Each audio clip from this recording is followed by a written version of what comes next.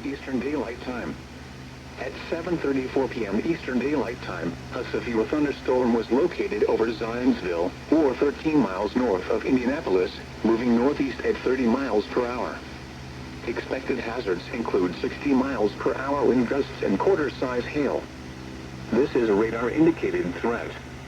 The following impacts are expected. Hail damage to vehicles is expected.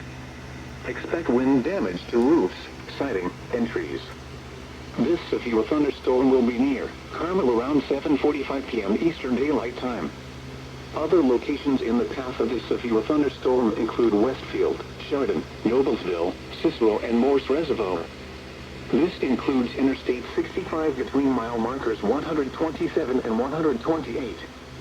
For your protection, move to an interior room on the lowest floor of a building. Repeating, a severe thunderstorm warning has been issued until 8 p.m. Eastern Daylight Time for the following counties in Indiana: Boone, Hamilton, and Marion.